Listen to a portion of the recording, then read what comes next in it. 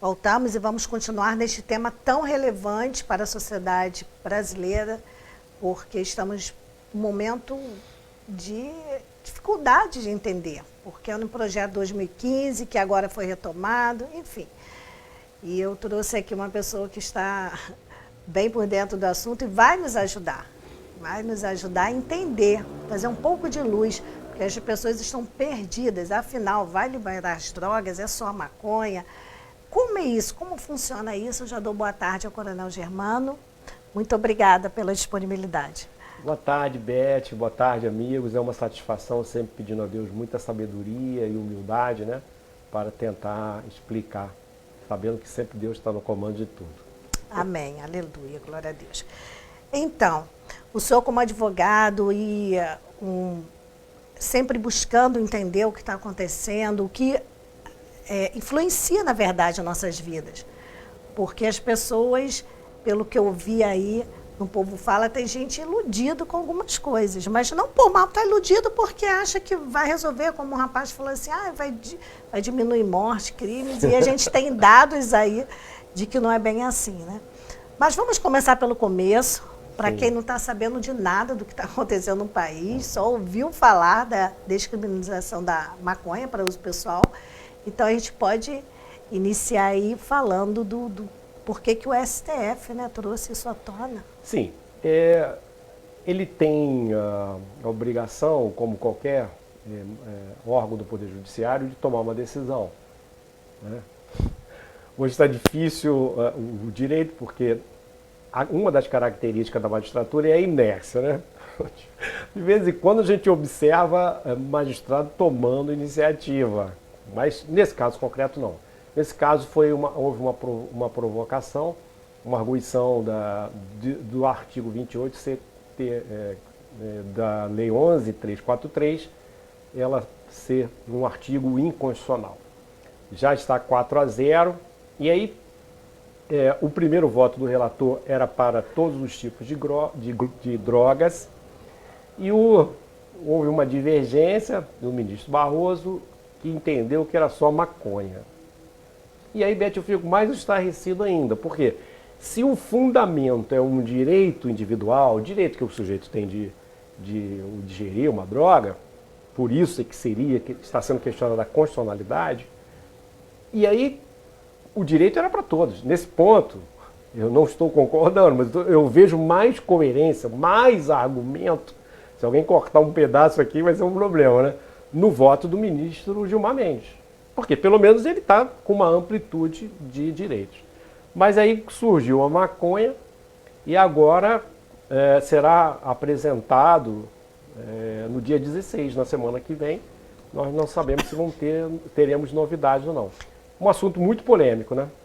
Só para, assim, e pontuando as pessoas, o Gilmar Mendes é o relator. É o relator. E ele queria liberar para todas as drogas. Aí foi o Alexandre de Moraes que pontuou. Não, antes da divergência, o ministro Quem foi Barroso, que pontuou? Luiz Roberto Barroso, só a maconha. Só a maconha. Assim, dos males, o menor, mais ou menos isso. Porque... Ao decorrer do programa, a gente vai entrar nessa questão da própria droga em si. Nós vamos analisar no programa o tipo penal, o artigo 28, e nós vamos mostrar que isso, quem diz se é ruim ou não, é a Anvisa. Isso é muito importante, porque me desculpe, eu não consigo ver um magistrado conhecer mais de saúde do que médico. Eu não consigo. É verdade, porque eu penso assim, o uso da cannabis já existe. O uso medicinal já existe, tem pessoas que já fazem uso com a receita médica, isso já existe. Só não é descriminalizado, ou seja, se você não tiver enquadrado ali no que a Anvisa permite, é um crime. Sim. A gente pode até já começar já trazer o texto legal para a gente começar a conversa, para explicar, ou deixar para os próximos blocos. Eu só abri esse parênteses porque, assim, eu conheço até em Petrópolis pessoas que fazem esse uso com medicamento e tal. E aí vai falar assim, não, eles estão falando o quê? Isso já existe. Mas o que a gente está levantando aqui é o que está em votação. Descriminalizar para a pessoa ter uma quantidade diária para ficar ali fumando em qualquer lugar, sem contar que aquilo fede, né? Me desculpa, eu não sei qual o prazer, porque aquilo é fedorento, né? Não. Gente, às vezes eu passo ali na Praça do Senip, tem uns jovens ali fumando à vontade. E aquele negócio deixa eu explicar é fedorento, uma coisinha em né? relação à questão da substância. A Anvisa, ela considera o canabidiol, que é a substância para o remédio, ela é uma substância sujeita a restrições. Sim. Né? A gente não pode comprar na farmácia, tem que ter uma receita. A cannabis sativa é proibida. Pela resolução 473 de 2021, mas recentemente a Anvisa fez uma nota técnica e fez uma resolução de número 35, ou seja, já anotou o governo, dizendo que a cannabis sativa ela é proibida. O que significa que nós estamos tratando de alguma coisa que a medicina do Brasil, independente de ideologia, diz que faz mal. É proibida por enquanto, né? Por enquanto, né? Por enquanto. Bem, por onde o senhor quer começar? Fica à Eu acho que a gente, para poder Fica à esquentar vontade. e despertar, a gente podia colocar um videozinho, né? Qual do vídeo? deputado João Willis, que ele fala com... Ele defendendo. Ele defendendo e depois o médico explicando. que é deputado federal também, Osmar Terra, fazendo o contraponto. Então, vamos acompanhar juntinhos para tentar entender a visão de quem é a favor, de quem é contra. São dois deputados. Um é a favor, porque é a favor, né? Eu não conheço pessoalmente, não posso falar nada. E o outro é contra porque é médico. Então, vamos acompanhar. Eu poderia também simplesmente agora dizer, por ato linguístico, que essas pesquisas que dizem que os usuários de maconha são fracassados da vida, não passa de balela, não passa de mentira, porque eu conheço muitos usuários de maconha muito bem-sucedidos. Foram bem-sucedidos na escola e são bem-sucedidos na vida e são usuários de maconha. Certo? Então, essas teses, essas generalizações, ou então pegar a realidade do Rio Grande do Sul e dizer que as drogas são responsáveis pelo aumento do crime, não é a droga que é responsável pelo aumento do crime, é a ilegalidade das drogas, é o fato delas estarem na ilegalidade. Se as drogas fossem legalizadas, se o processo, toda a cadeia produtiva fosse regulamentada com a participação do Estado e mesmo do mercado, a gente não teria tantos crimes, porque os crimes estão associados ao fato da droga ser ilegal. A ilegalidade faz com que os negócios da droga sejam mediados na base da palavra e na base da violência. Né? O tráfico se armou nesses últimos tempos para poder enfrentar uma polícia que foi armada para enfrentar o tráfico e com isso resultou numa série de problemas. São duas coisas diferentes. Uma coisa é em relação a interesses comerciais, né? Isso, ou seja, das instituições. Eu acho que teria muito mais interesse comercial na legalização das drogas, né? Não só para vender droga legalmente. Os homens mais ricos do século XIX foram os que vendiam legalmente drogas, o ópio, para a China.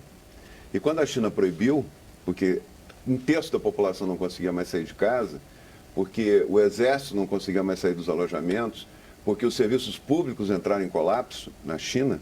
Quando a China proibiu, a Inglaterra invadiu a China a favor dos interesses comerciais dos traficantes legais da época para controlar a China e impor a Primeira Guerra foi para impor a legalização do ópio, que destruiu a China durante quase um século, né? Só com o advento do Mao Tse-tung, da Revolução Socialista, é que foi eliminado o tráfico na China. As leis são duríssimas hoje, inclusive a pena de morte. Eu fiquei chocado quando eu cheguei em Pequim em 2011, fui fazer uma palestra lá, e estava no aeroporto, qualquer transporte de drogas aqui é punido com a morte. E o usuário fica 2 anos em campos de reeducação, né? É um país socialista, de esquerda, né? Então, eu acho que, inclusive, não tem esse critério de direita e esquerda nisso aí, né? Eu acho que são visões do mundo da questão da liberdade individual acima de qualquer outra coisa. Como se as drogas não destruíssem as famílias junto com as famílias do usuário e não causassem danos sociais terríveis, né? Isso é a primeira coisa. Então, um psiquiatra, por exemplo, ele tem muito mais... Os psiquiatras são contra a legalização.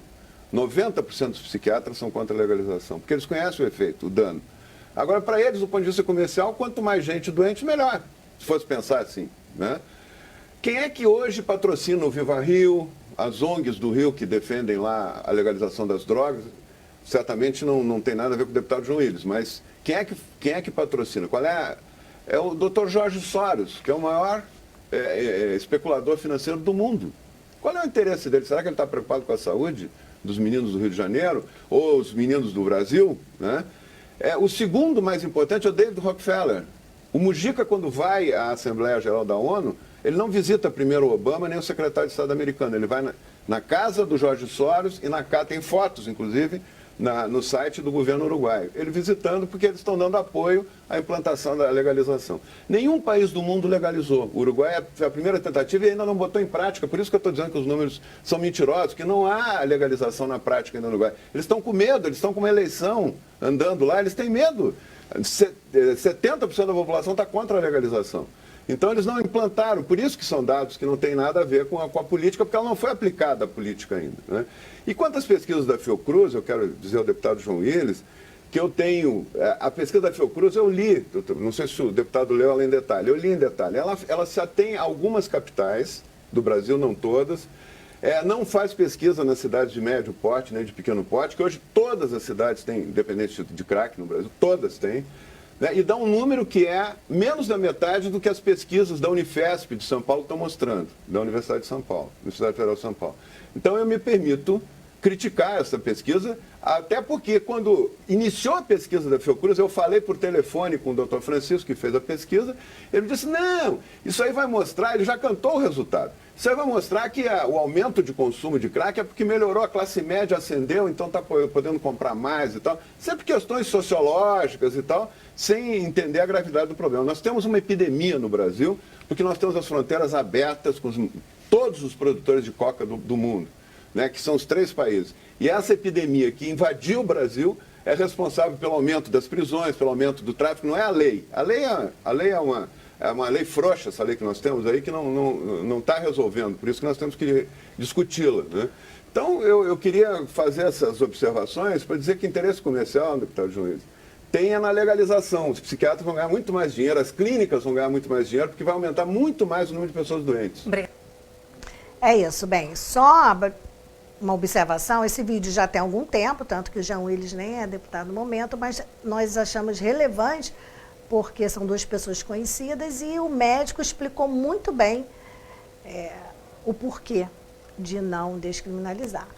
E tanto que, na época, o Uruguai estava passando o processo. Sim. E hoje em dia já tem até a resposta que não é muito boa, né? Sim, sem dúvida, sem dúvida. Muito importante. Eu acho que o vídeo é oportuno, porque os argumentos... Sim. Primeiro, gente, a gente respeita as pessoas que pensam diferente, não é nada contra. A gente só quer realmente um amplo debate. Mas o argumento do deputado João Willis, nós vamos falar aqui o Uruguai por último, ele realmente não se sustenta na prática, tá? Então, a Holanda foi o primeiro, em 1976, já tem bastante tempo. E eu até anotei aqui, gente, porque são muitas informações. Não, fica à vontade, fica à vontade. Não, tranquilo. Então tá aqui, ó. Jornal da Cidade Online. A importação e as exportações fora dos coffee shops não existiu, tá? Então lá como é que é na Holanda? A pessoa vai no coffee shop e tem a recreação que eles consideram que é como uma cafeteria, para quem não sabe. É uma cafeteria... uma tabacaria, alguma coisa parecida com isso. Isso. Aí o que aconteceu na Holanda? O aumento de consumo de drogas devido à tolerância ao THC. O que é isso? Eu fui buscar. Tetrahidrocannabinol. O que aconteceu? Como a coisa estava liberada, as pessoas começaram e aumentou a dependência. O que acontece com o álcool, nós sabemos aqui. De forma lenta. O álcool, a pessoa começa uma cervejinha. Uma tacinha de vinho, um golinho disso, um golinho daquilo, aí vai. Vai aumentando. Então aumentou isso. Segundo, não acabou com o mercado ilegal. Não acabou. Isso é o argumento do deputado, ex-deputado, nada contra a pessoa dele, mas não acabou. Segundo, os jornais da França e da Espanha apontam que 80% da droga, não só da maconha, de toda a droga que circula na Europa, passa pela Holanda. Sim. Pela permissividade. Tanto que atualmente estão começando a criar leis mais restritivas, porque viram que não deu muito certo isso aí. Exatamente. Porque os criminosos, ou seja, pessoas de outros países são criminosos porque os outros países não estão descriminalizados nem legalizados. Sim. E aí fica fazendo a Holanda de ponte para fazer o tráfico. A BBC, essa informação da BBC, porque eu, além do Jornal da Cidade Online, eu fui em outras fontes para saber se, né? A BBC diz que 18,9 bilhões de euros saem no mercado clandestino. Olha aí, gente. Se o euro já vale mais, é até difícil, seria que multiplicar aí por 5, talvez, ou até mais, né? O dólar vezes 5. A revista Veja, exatamente o que a Beth falou, uma matéria agora, de maio, diz que está proibido o consumo de drogas em Amsterdã, só dentro dos coffee shops. Então, a primeira-ministra, ela já está querendo aumentar a pena de tráfico, que é 14 anos, para 16, seguindo a Itália. Então, realmente, nós temos aqui um fracasso. Ainda tem outra coisa... Mostrando que não é essa maravilha que eles estão tentando passar, né? Não está. E mais, Beth, aí eu tenho muito carinho por qualquer tipo de povo, mas lá tem muitos imigrantes, primeiro respeito aos muçulmanos, pelo amor de Deus. Não é pessoas religiosas, são radicais e pessoas, assim como nós temos no Brasil. Sim. E tal. Tem que dar uma volta, porque hoje qualquer coisa é um perigo desgraçado. Mas existe gangue com fuzil. Olha só o que a maconha levou um ambiente propício para narcotráfico de drogas, como anfetamina, cocaína, êxtase, etc. Bom, outro país que eu achei muito importante, no final do bloco nós vamos falar, no outro bloco, que é Portugal. Portugal, ele descriminalizou todos, não só a maconha como a Holanda, não, todas. Porém, ele transformou um crime em infração administrativa. Ou seja, o sujeito é pego com a maconha para usar ou alguma coisa, ele recebe uma multa. É menos pior, né? Mas houve essa infração. E lá tem comissão, Beth, que tem poder de internar. Então vamos supor, o jovem, independente da idade, é reincidente, eles podem submeter uma internação. Independente da pessoa querer ou não. Exatamente, eles possuem, aqui no Brasil teria que ser o judiciário, né? Do contrário, a não ser que dessem poder para tanto. Mas eles podem fazer isso. O que aconteceu? A taxa de uso subiu. Esse é muito importante. Realmente a gente tem que estar sempre aberto. Esse em Portugal. Em Portugal. A taxa de uso subiu. A taxa que eles chamam de prevalência, tá? Tem a taxa epidêmica e a taxa de prevalência. Ela aumentou de 15 a 64 anos. Ou seja, mais pessoas permanecem muito tempo usando... porque facilita. Já está ali, não estou fazendo nada, o cara já está aposentado, não está fazendo nada, está com a mente vazia, não tem Jesus no coração, aí já vai procurar o que fazer. Sim. O que a gente... É claro, para fazer uma afirmação... Claro que foi um exemplo assim, mas... Não. Facilita. Está correto, eu estou concordando. Eu tenho uma impressão, mas isso tinha que ser provado, que parece que é o seguinte, o cara fala assim, como é multa, eu posso usar. Eu não fico preso mais. Eu tenho essa impressão, mas é uma coisa que precisava de pesquisa. Mas o efeito nos indica isso.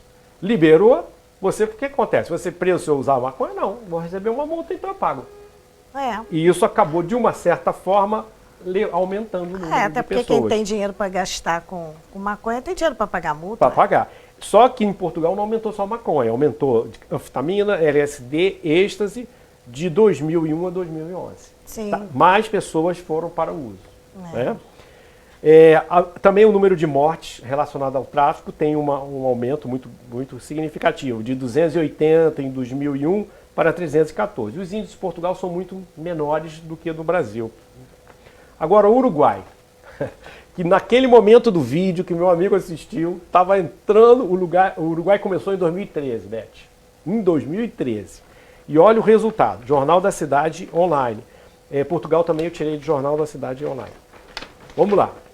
Não implicou em redução do número de homicídios em relação ao narcotráfico, tá? Muito pelo contrário. A taxa de homicídio no Uruguai, agora fonte da Agência Brasil, era, em 2013, 8 por 100 mil. E em 2018, passou para 12 por 100 mil. Esse benefício do deputado João Milles, nada contra a sua pessoa, que o Brasil vai ficar mais seguro, não aconteceu no Uruguai. Lá, realmente, a maconha é tolerada. Não é infração administrativa, não é nada. E mais, o que eu queria colocar aqui é a apreensão da maconha ilegal. Porque o que ele falou é que o Estado, oh meu Deus do céu, com todo respeito, eu tenho os funcionários públicos, mas nós conhecemos um pouquinho do serviço público brasileiro. vai funcionar esse controle? O que aconteceu no Uruguai? Muitas pessoas começaram a fabricar e vender maconha sem o controle do Estado. Sim. E como é que eu provo isso?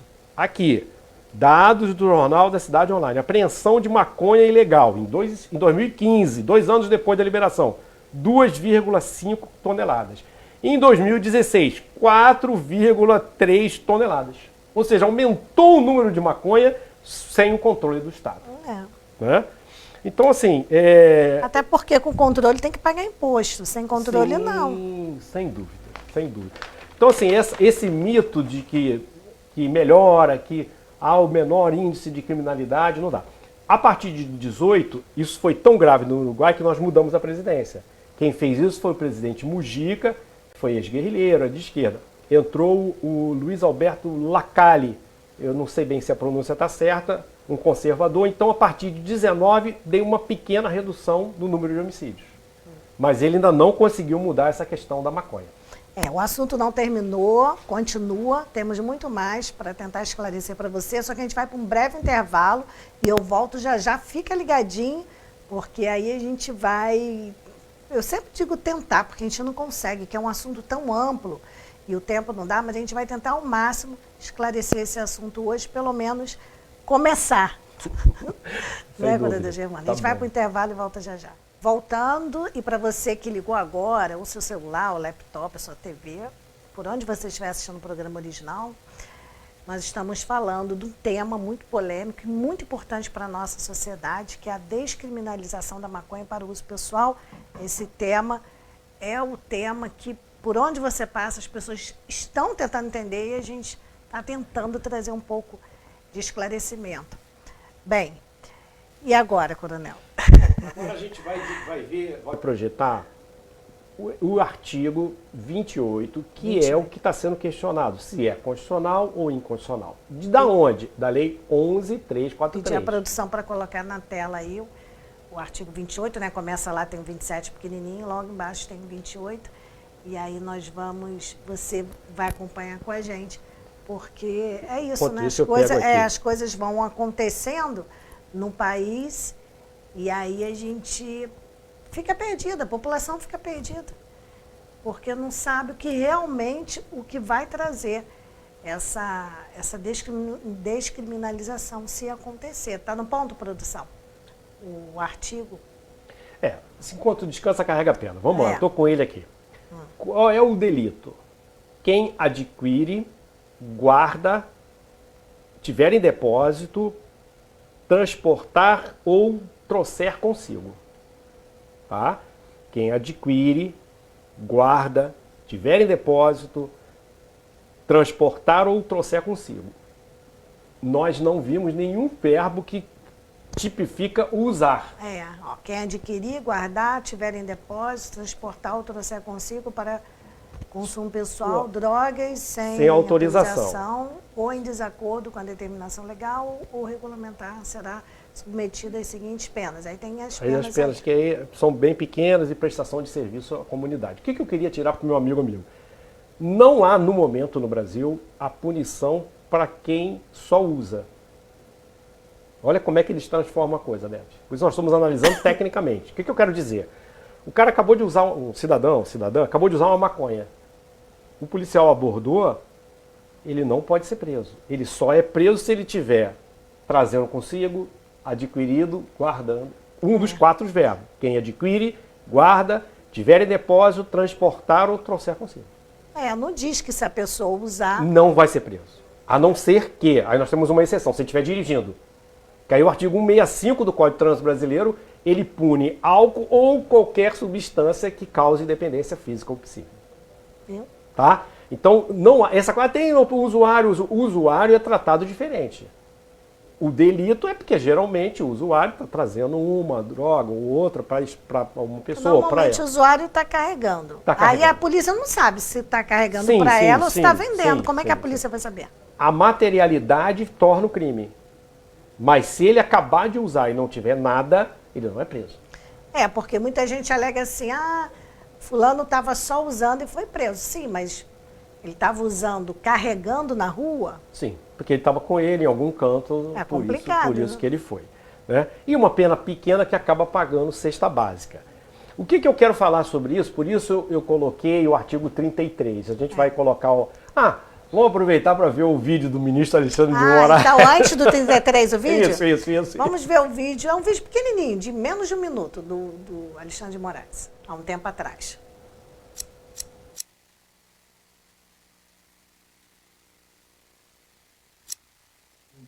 Nosso ministro, a parceria importantíssima entre Brasil e Paraguai.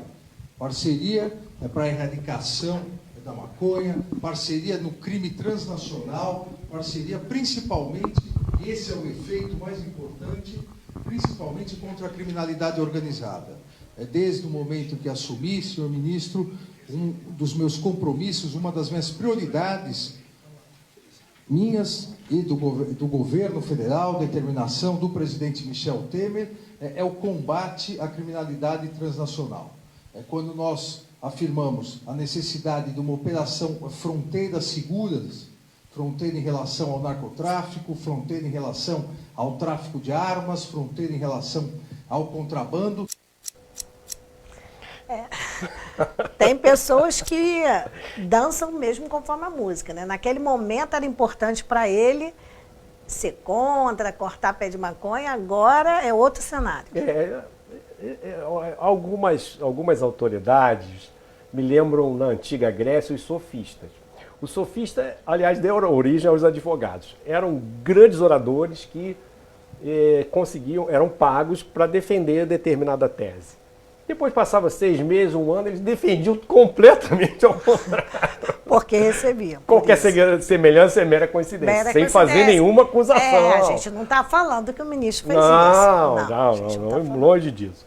Bom, gente, por que a gente vai trazer o artigo 33? Por quê? Para tentar explicar que só o fato de entregar a droga para outrem já constitui tráfico. Porque se é consumo próprio, para que está dando para outra pessoa? Sim. O artigo 33, ele tem 18 verbos. Ele vai projetar aí, ó. Importar, exportar, remeter, preparar, produzir, fabricar, adquirir, vender, expor à venda, oferecer, ter em depósito, trazer consigo, guardar, prescrever, ministrar, entregar a consumo ou fornecer drogas, ainda que gratuitamente, sem autorização ou desacordo com a determinação legal. E tem o transportar ali, ou seja, eu moro na rua, eu saio, eu poderia ter usado na minha casa, acabou, sou usuário. Agora, se eu saio e vou até uma outra rua entregar alguém... Está no tráfico. Mesmo que seja de graça. Não importa. Porque a lei, muito importante que tem muita gente que tem dúvida sobre isso. Eu não vendi, não, eu só entreguei, dei para o meu amigo. Já está no tráfico. E isso não está sendo questionado a constitucionalidade. E é um crime hediondo. Esse que depois nós vamos ver o Rodrigo Pacheco, que é um tipo penal hediondo. Mas eu queria colocar, ainda tanto no 28 como no 33, nós temos, Beth e amigos, a expressão drogas. E quem é que diz que aquela substância pode ou não pode? É a Anvisa, como nós falamos rapidamente no primeiro bloco. Sim. A Anvisa pertence a quem? Ao Ministério da Saúde. Sim. Passou, todos os governos de esquerda passaram, né, fazendo a concordância correta, e ninguém disse que a cannabis faz bem. E nós temos, então, pessoas que não são médicos se arvorando a achar que a cannabis faz bem para a saúde. Né? Então, a expressão é drogas. É o que a gente chama no direito de tipo penal em branco. A qualquer momento, amanhã, a Anvisa pode dizer que a cannabis faz bem para a saúde. Mas até hoje não disse. E aí a gente tem 11 ministros que fizeram, talvez, dormindo o curso de medicina, não sei, e acharam que ela não faz mal e resolveram mudar uma constitucionalidade do artigo 28 para entendimento de que apenas a maconha. Ficou pior ainda. Mais argumentos de inconstitucionalidade, que eu não concordo, seria todos os tipos de droga, não apenas a maconha que eles escolheram. Entendi. Né? Agora a gente vai colocar um vídeo do Rodrigo Pacheco. Vamos acompanhar, tentar entender um pouco.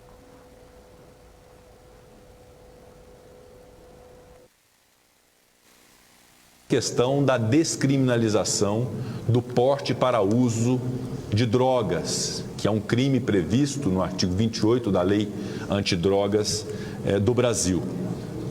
Eu externei minha posição ontem, eu não vou repetir todo o raciocínio que fiz em relação a esse tema, mas, de fato, houve, a partir da concepção de uma lei antidrogas, também uma opção política de se prever o crime de tráfico de drogas com a pena a ele cominada, naquelas modalidades todas que estão na lei, e de prever também a criminalização do porte para uso de drogas. Se pretender legalizar ou descriminalizar, que é uma tese que pode ser sustentada por aqueles que defendem que a questão é mais de saúde pública do que uma questão judicial ou uma questão penal, o foro de definição desta realidade é o Congresso Nacional Brasileiro. Parabéns, presidente! E, de fato, eu soube agora da suspensão do julgamento pelo Supremo Tribunal Federal, já com 4 votos de ministros do Supremo em relação a essa descriminalização. Mas o fato é que o grande questionamento em termos práticos quanto a isso é de que esta decisão judicial, num caso concreto de recurso extraordinário, que tem um efeito geral para toda a sociedade brasileira, indaga-se, ao se permitir ou ao se legalizar o porte de drogas para uso pessoal, de quem se irá comprar a droga? De um traficante de drogas que pratica um crime gravíssimo equiparado a hediondo.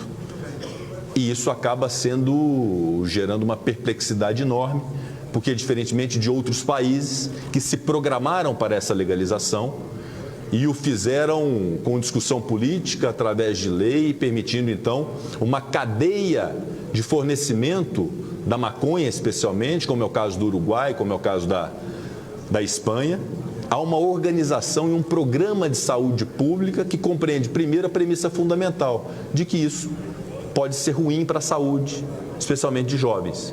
E, em sendo, é preciso que haja, obviamente, um controle desse uso, como há um controle de medicamentos, por exemplo.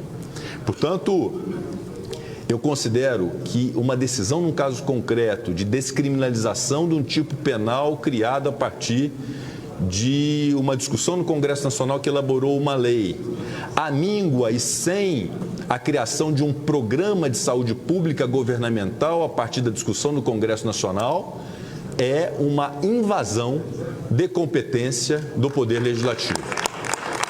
Verdadeiramente penso isso, externo, como já externei e continuarei externando aos próprios ministros do Supremo Tribunal Federal esse posicionamento, para que haja, por parte do Judiciário brasileiro, estamos aqui a votar inúmeros membros do CNMP, inclusive oriundos do Judiciário, que haja uma compreensão de que as discussões políticas de uma nação, especialmente que compreendam a realidade do presente, as perspectivas de futuro, se dão através da política e que a arena política é feita por políticos e que aos juízes, a quem eu tenho um imenso respeito, e todos são testemunha aqui, do apreço, do respeito que tenho ao Judiciário e ao Supremo Tribunal Federal Brasileiro.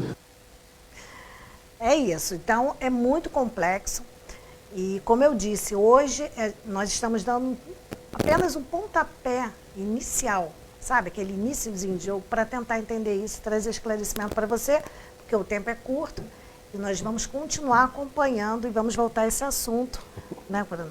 Quanto tempo, Beth? A gente tem um pouquinho aí, bem pouquinho, mas vamos finalizar por hoje. Vamos lá, rapidinho. A gente tem um projeto de lei, um código de ordem pública, que eu fiz quando eu estava até na UCP, fazendo mestrado. Está na mão do deputado Nicolas. O que seria isso? Nicolas Ferreira. Nicolas Ferreira, deputado federal de Minas Gerais pelo PL, acho que foi o mais votado. Seria tornar uma infração administrativa. Esse projeto não é só sobre maconha, é sobre os delitos de menor potencial ofensivo. Então, é uma saída menos pior, mais ou menos como aconteceu com Portugal. Agora, é um assunto de muita polêmica, né? Talvez o caminho fosse uma consulta popular. E, para tanto, nós temos a própria Constituição da República, no seu artigo 14, que é o plebiscito ou referendo. O plebiscito, meu amigo, minha amiga, é para uma coisa que ainda não foi discutida pelo parlamento. Neste caso, é o referendo para retirar ou para aceitar o artigo 28 da Lei 11.343. Acho que esse caminho era o mais democrático, porque permitiria, durante 15, 20 dias ou um mês, que as duas partes se manifestassem junto da mídia, da grande mídia, para que o eleitor escolhesse o melhor caminho. É verdade. E tem ainda o artigo 14, né, que a gente não falou. O artigo 14 é justamente o que nós estamos falando, ó, a soberania popular será exercida pela vontade, né, pelo sufrágio universal, pelo voto direto e secreto, com um valor igual para todos, nos termos seguintes. Aí tem plebiscito, referendo e outras maneiras. Sim, só para o pessoal ver que a gente está tudo apoiado na lei, não é? Esse caso concreto na própria Constituição da República, que prevê a soberania. Isso é muito importante. Algumas pesquisas, Beth, apontam que mais de 70%, outras 65%, não concordam com a liberação. E o referendo seria a maneira democrática de ouvir as pessoas se realmente o caminho deve ser esse. Muita gente deve estar pensando, vocês falaram, eu continuei sem entender, mas é isso mesmo. Porque é complicado, é complexo mesmo. Por isso que eu disse que é o pontapé inicial, sabe? Que o jogo tem lá 2 tempos de 45 e tem o intervalo. Então nós estamos nesse início e pensando já no próximo passo, que é dia 16 agora, 16. O que vai acontecer. Então já deixem aberto aqui, tá bom? Eu falo Coronel Germano, mas ele é advogado, ele está aqui com conhecimento de causa, tá bom, gente? E já deixo em aberto o que acontecer dia 16 para a gente voltar e continuar tentando explicar até que realmente as coisas fiquem claras, porque, olha, não estão claras. É um assunto muito complexo. Você pode perguntar, as pessoas nas ruas estão perdidas. Qualquer lugar que você converse um assunto, as pessoas não estão entendendo, porque isso veio à baila agora com tantos problemas que o país tem para resolver. Isso virou, de repente, um ponto central, até porque é muito importante. A gente sabe que as drogas, em geral, elas destroem famílias e que não é um simples descriminalizar que vai resolver. Tem muitas coisas aí por trás e ainda... Beth, o que me deixa estarrecido é que isso... não ouvir a população, são medidas antidemocráticas. A democracia, como disse o Rodrigo, o presidente do Senado, é no parlamento. Se o parlamento não chegar a uma conclusão, que seja feito o referendo, mas impor uma vontade de cima para baixo é um absurdo, uma coisa que nós estamos vivendo. É verdade. Assim como reforma tributária, que não dá tempo de falar hoje, nossa senhora, eles querem colocar uma fórmula sem permitir a ampla discussão. Então a gente espera que prevaleça o bom senso, e que o local realmente seja o Congresso Nacional e não o Supremo Tribunal Federal. Tá. E vai ficar aí uma possível um possível encontro aí marcado, porque eu sei que muita gente continuou sem entender. Deu uma luzinha. Tá bom. Deu uma luzinha, vai estar difícil. Gente, muito obrigada pela audiência, pelo carinho. E a gente volta amanhã, se assim o senhor permitir. Até lá.